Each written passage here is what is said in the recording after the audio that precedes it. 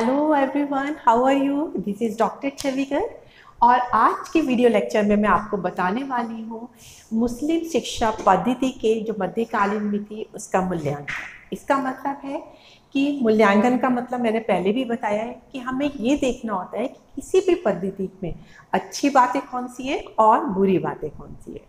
तो मूल्यांकन का मतलब है कि हमें उसके गुण भी देखने हैं और हमें उसके दोष भी देखने हैं। तो आज हम मुस्लिम शिक्षा पद्धति के जो हैं सबसे पहले गुण देखेंगे, फिर उनके दोष बताऊंगे। आपको पता है कि जो मुस्लिम आक्रमणकारी थे, जब उन्होंने मुस्लिम राज्य की स्थापना करी तो अपनी संस्कृति के प्रचार प्रसार के लिए उन्होंने अपनी शिक्षा की एक अलग सी व्यवस्था की, जिसे मुस्लिम शिक्षा व्यवस्था की जाती है। और वो स्वभाव से धार्मिक कट्टर होते थे, तो उनकी शिक्षा प्रणाली का जो उद्देश्य था वो अपनी संस्कृति को बढ़ाना और भारतीय संस्कृति को पूरी तरह से तहस नहस करना था। तो अब हम देखते हैं कि इस शिक्षा प्रणाली के पहले गुण क्या कहते हैं। सबसे पहले है निःशुल्क शिक्षा। देखिए, जो शिक्षा थी मुस्लिम प्रणाली, वो प्रारंभिक शिक्षा तो मकतब में दी जाती थी और उच्च शिक्षा जो है मदरसे में दी जाती थी।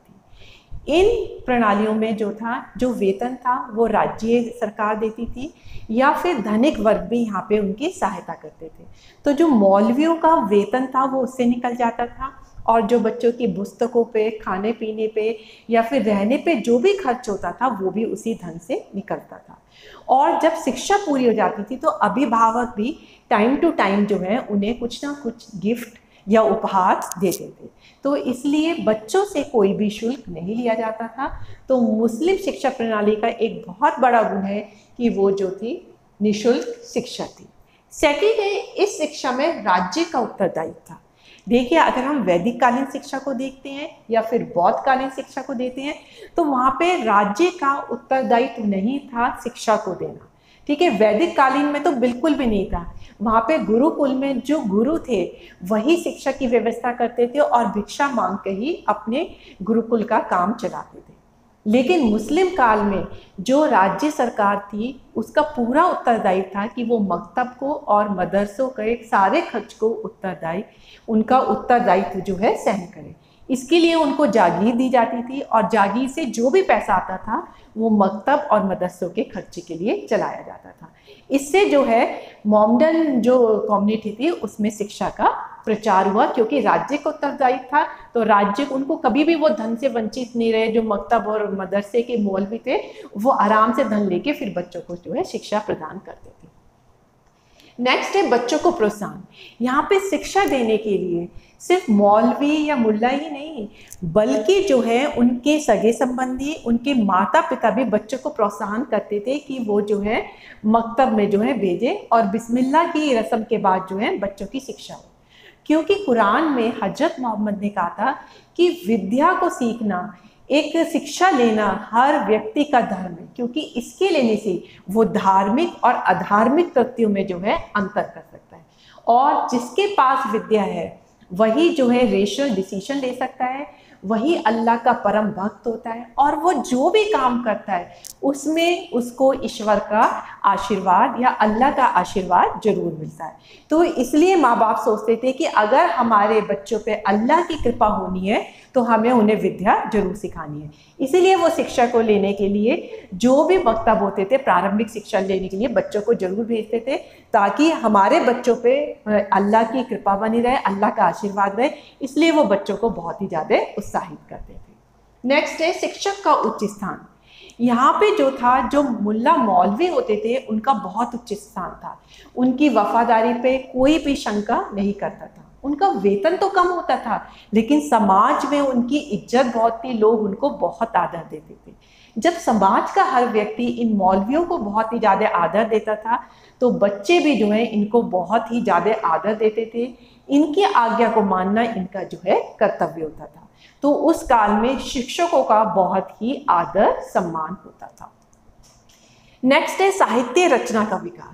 इस काल में साहित्य का बहुत ज़्यादा विकास हुआ, क्योंकि जो मुस्लिम शासक थे वो बहुत ही विलासपूर्ण थे और बहुत ही भोग विलास में लिखे रहते थे। इसीलिए उन्होंने क्या किया, ज़्यादातर उनका जो साहित्य रचना हुई वो श्रृंगार रस में बहुत ज़्यादा हुई। बहुत से शासकों ने तो रामायण और महाभारत का भी फारसी में जो है अनुदान जो है उनका जो अनुवाद होता है वो कराया, जिससे कि उन्हें पता चले कि रामायण और महाभारत में भी कैसे लिखा जाता है। तो उन्होंने उस वक्त बहुत सारी साहित्य का रचना का विकास हुआ, जैसे बाबरनामा लिखी गई, अकबरनामा लिखी गई, आईने अकबरी लिखी गई। तो इस तरह से देखते हैं कि मुगल काल में साहित्य का बहुत ज़्यादा विकास हुआ। नेक्स्ट आते हैं इतिहास लेखन का विकास। अब मुगल काल में जो है साहित्य का विकास तो हुआ ही, साथ के साथ इतिहास का भी बहुत ज़्यादा जो है विकास हुआ। यदि हम इंडियन हिस्ट्री को देखते हैं तो इंडियन हिस्ट्री का जो क्रमबद्ध इतिहास है वो इसी काल में लिखा गया था। इस काल में अबुल फजल, जियाउद्दीन जैसे बहुत ही महान इतिहासकार हुए, जिन्होंने कि पूरे इतिहास को क्रमबद्ध ढंग से जो है लिखा। तो जो हम इतिहास आजकल पढ़ते हैं वो ज़्यादातर जो है हमें उसी टाइम से जो है मिलना शुरू होता है। तो इस वक्त साहित्य का भी बहुत विकास हुआ और महान इतिहासकारों ने इतिहास भी जो है इसी काल में लिखा। फिर होती है आपकी मॉनिटर प्रणाली की शुरुआत। इस काल में जो था, जो मौलवी थे उन्होंने मॉनिटर प्रणाली की भी शुरुआत की। जो उनकी शिक्षा संस्था होती थी उसमें जो उनको लगता था कि थोड़े योग्य विद्यार्थी हैं उन्हें वो मॉनिटर कर बना देते थे। उन मॉनिटरों का काम था कि वो शिक्षक के बिहाफ पे जो है जो थोड़े से मतलब पढ़ने में कमज़ोर बच्चे होते हैं उनकी वो सहायता करें। इस तरह से यहीं से जो है मॉनिटर प्रणाली का भी जो है विकास शुरू हुआ। फिर होता है व्यावसायिक शिक्षा की उचित व्यवस्था। देखिए मुस्लिम शिक्षा में जो थे उन्होंने आध्यात्मिक शिक्षा को इतना बल नहीं दिया। उनके हिसाब से निर्वाण या मोक्ष प्राप्त करना कुछ भी जरूरी नहीं था। वो उन्होंने सांसारिक शिक्षा को, भौतिक शिक्षा को ज़्यादा महत्व दिया। उनको शिक्षा का मेन उद्देश्य होता था कि हमें जिंदगी में कैसे रहना है। इसीलिए उन्होंने व्यावसायिक शिक्षा को बहुत ज़्यादा जो है उन्नतिशील बनाया और उसका विकास कराया। जितने भी मुसलमान शासक हुए वो युद्ध निपुण होते थे और वो चाहते थे हम युद्ध दूसरे देशों पे करें और उन्हें भी जीत लें। वो अपने राज्य को बढ़ाना चाहते थे, तो इसके लिए उन्हें योग्य सैनिकों की जरूरत पड़ती थी। तो इसीलिए उन्होंने सैन्य शिक्षा को मुख्य रूप से दिया। उन्होंने हस्त कौशल का भी वो जो है बहुत ज़्यादा विकास किया। उन्होंने लोगों को मलमल बनाने की शिक्षा दी, वो जो होते रेशम के तारों से कैसे वस्त्र बनाए जाए, आभूषण कैसे बनाए जाए, इस तरह की भी जो है शिक्षा दी। वो जो थे भोग विलास में बहुत रहते थे, इसलिए उन्होंने संगीत की भी शिक्षा दी, नृत्य की भी शिक्षा दी। तो इस तरीके से हम देखते हैं कि वहाँ पे व्यावसायिक शिक्षा का जो है बहुत ज़्यादा विकास हुआ। तो ये थे मुस्लिम शिक्षा के गुण। तो यहाँ पे एक तो निःशुल्क शिक्षा दी जाती थी और राज्य को पूरा उत्तरदायित्व होता था कि वो इन शिक्षा के लिए धन की व्यवस्था करें। और चूंकि हजरत मोहम्मद ने कहा था मेरा आशीर्वाद उन्हीं लोगों के साथ रहता है, अल्लाह का आशीर्वाद उन्हीं लोगों के साथ रहता है जो शिक्षा लेते हैं, इसलिए यहाँ पे बच्चों को जो है बहुत ज़्यादा प्रोत्साहन मिलता था और शिक्षकों को समाज में बहुत ज़्यादा इज्जत मिलती थी। यहाँ पे जो था व्यावसायिक शिक्षा को बहुत ज़्यादा महत्व दिया गया और यहाँ पे साहित्य का बहुत ज़्यादा विकास हुआ और साथ के साथ इतिहास रचना का भी बहुत ज़्यादा विकास हुआ। तो ये थे हमारे मुगल कालीन शिक्षा के गुण। अब हम आते हैं मुगल कालीन शिक्षा के दोष कौन कौन से होते हैं। अब हम इसके दोष पढ़ेंगे तो मैं आपको नेक्स्ट स्लाइड्स में बताऊंगी। इसमें क्या था, भौतिकता और सांसारिकता पे बल हुआ। जो वैदिक कालीन शिक्षा थी और जो बौद्ध कालीन शिक्षा थी, वैदिक कालीन शिक्षा कहती थी कि हमें ईश्वर भक्ति करते हुए मोक्ष की प्राप्ति करनी है।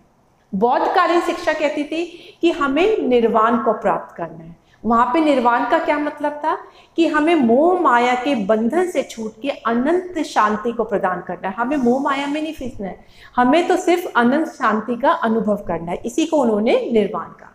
लेकिन मुस्लिम काल के जो शासक थे वो बहुत ही भोग विलासी थे, विलासितापूर्ण जीवन जीते थे, तो वो ईश्वर भक्ति की तरफ इतना ज़्यादा नहीं थे। कट्टर तो थे, धार्मिक कट्टर तो बहुत थी, लेकिन वो ऐसे मोक्ष को प्राप्त नहीं करना चाहते थे। उन्होंने सांसारिक शिक्षा, भौतिकवाद को जो है ज़्यादा बल दिया, जिससे इस शिक्षा की वजह से मनुष्य जो है ज़्यादा भौतिकवाद में, ज़्यादा मोह माया में जो है उलझता रहा। क्योंकि जब आप धार्मिक शिक्षा लेते हैं तो आपके पास जो है भाईचारे का विकास होता है। आप जो है हर जगह प्रेम, शांति, अहिंसा को फैलाते हैं। लेकिन जब आप इन गुणों को भूल जाते हैं तो आप एक भौतिक शिक्षा में ही उलझ के रह जाते हैं, जिससे मनुष्य एक उच्च चरित्र का और सदाचारी नहीं बन पाता है। तो ये इनका एक मुख्य दोष था। नेक्स्ट है जन साधारण की शिक्षा का अभाव। यहाँ पे जो था, इन्होंने जो है जन साधारण की शिक्षा पे बहुत ज़्यादा बल नहीं दिए। जो मकतब होते थे वहाँ पे तो आसपास के, वो मस्जिदों के पास ही होते थे, तो आसपास के लोग जो है पढ़ लेते थे, लेकिन मदरसे दूर दूर होते थे, तो लोग बाग बहुत ही ज़्यादा गरीब थे और वहाँ पे जाके शिक्षा लेना उनकी बस की बात नहीं होती थी। और उन्होंने जो थी धार्मिक शिक्षा ज़्यादा दी और अपनी मुस्लिम धार्मिक शिक्षा ज़्यादा दी। तो वहाँ पे हिंदू प्रजा भी होती थी और मुस्लिम प्रजा भी होती थी, तो उन्होंने हिंदू शिक्षा बिल्कुल भी नहीं दी, उसकी बिल्कुल अवहेलना की, जिससे हिंदू शिक्षा जो थी हिंदुओं में नहीं प्रचलित हो पाई, इसीलिए जन शिक्षा का वहाँ पे अभाव रहा। फिर आपका नेक्स्ट आता है स्त्री शिक्षा की उपेक्षा। देखिए, मुस्लिम समाज में जो है स्त्रियों को पर्दे में रखा जाता है, उन्हें घर की चार दीवारी में रखा जाता है। मकतब में प्रारंभिक शिक्षा तो वो लड़कों के साथ बैठ के ले लेती थी, क्योंकि वो उनके मोहल्लों के आसपास ही होते थे, लेकिन उन्हें मदरसों में जाना जो था इतना अलाउड नहीं होता था। जो उच्च कुलीन घर की लड़कियां थी उनकी घर में शिक्षा की व्यवस्था हो जाती थी, लेकिन वैसे उनकी शिक्षा की कोई व्यवस्था नहीं थी। राज्य सरकार भी जो है इस तरफ से थोड़ी सी उदासीन रही, उन्होंने स्त्री शिक्षा के लिए कोई प्रयत्न नहीं किए। तो इस काल में स्त्री शिक्षा का जो है बहुत ही ज़्यादा उसको हतोत्साहित किया गया। अब नेक्स्ट आता है आपका, आप ये वाला देखिए, रट्टे पेपर। अब यहाँ पे जो था मकतब और मदरसे में मौखिक शिक्षा ज़्यादा दी जाती थी। इन मकतब और मदरसे में उन्हें कुरान की आयतें याद कराई जाती थी, तो वहाँ रटने पे बल दिया जाता था। जो बच्चा कुरान की आयतें सुना देता था उसको योग्य शिक्षक माना जाता, योग्य शिष्य माना जाता था। अब चाहे उन्हें उन कुरानों का, आयतों का मतलब पता है या नहीं, क्योंकि वहाँ पे उनको मनन करने के लिए कोई टाइम नहीं दिया जाता था, उन्हें सिर्फ रट के सुनाना था। तो उनकी स्मरण शक्ति का तो विकास हो रहा था क्योंकि वो रट के सुनाते थे, लेकिन उनकी मानसिक शक्ति का कोई विकास नहीं हो रहा था, क्योंकि वो उस अर्थ को समझते नहीं थे, सिर्फ उन्हें रट के सुना देते थे। तो इसीलिए यहाँ पे रटने वाली शिक्षा का ज़्यादा विकास हुआ। लास्ट है हमारा धार्मिक कट्टरता का भाव। मुस्लिम जो शिक्षा थी वो बहुत धार्मिक कट्टरता से भरी हुई थी, क्योंकि मुस्लिम शिक्षा मुस्लिम शासकों की तरफ से दी जा रही थी और उनका स्वभाव ही धार्मिक कट्टरता से पूर्ण था। उनके हिसाब से सिर्फ उनका धर्म स्पेशल था और बाकी के सब धर्म बेकार थे, और इसीलिए वो सब धर्मों की अवहेलना करते थे। और हिंदू और मुस्लिम दोनों ही उनकी प्रजा थी, लेकिन वो जो है हिंदुओं पे धार्मिक अत्याचार करते थे। उनकी विश्वविद्यालय, उनके विद्यालयों को उन्होंने तहस नहस कर दिया था। जो भारतीय सांस्कृतिक विरासतें थी उनको भी उन्होंने तहस नहस कर दिया था। हिंदुओं को भी वो मुस्लिम शिक्षा ही पढ़ाना चाहते थे। तो इस धार्मिक कट्टरता की वजह से हिंदू लोग जो है मदरसे में नहीं जाते थे, और वहाँ पे उनको मेनली मुस्लिम शिक्षा, कुरान और जो उनकी जो मुस्लिम ग्रंथ हैं उन पे ज़्यादा फोकस करके बच्चों को थोड़ा सा कट्टर बनाया जाता था। तो धार्मिक कट्टरता वहाँ पे ज़्यादा थी, हर धर्म के प्रति सहनशीलता की भावना नहीं थी। तो ये भी इनका दोष था।